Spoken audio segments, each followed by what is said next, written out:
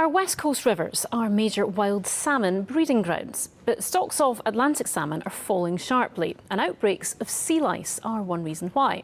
So now there are proposals to bring in protection zones where fish populations are at risk, but the salmon farming industry is concerned about the impact.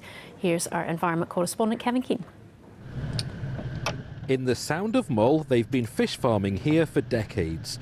But 6 months ago, 10 smaller pens were replaced with these 4 much larger ones at a cost of £1.3 million.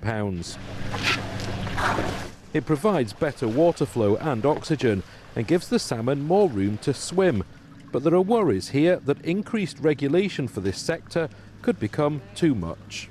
What I am concerned about is if we're directed to undertake interventions of our fish without having a very solid scientific evidence base, that there is a risk, not just an imagined one, but an actual one with verified evidence to do that.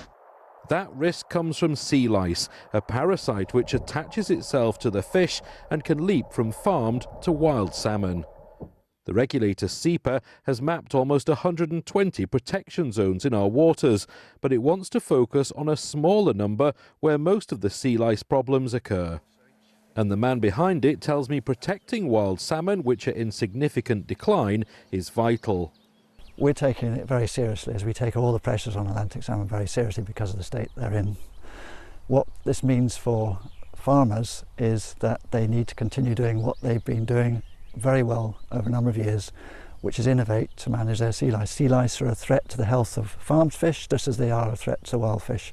And we'll work with the farmer sector, which is very good at adapting and innovating, to find solutions for longer term.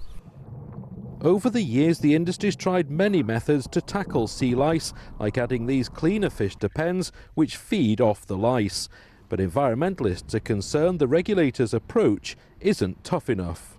SEPA has said that it's not going to be rescinding licences. Well, that to me seems then what's the point of doing this whole framework? Because if you're not actually going to take enforcement, strong action that will be a deterrent to industry, there's going to be no motivation for them to comply with the regulations.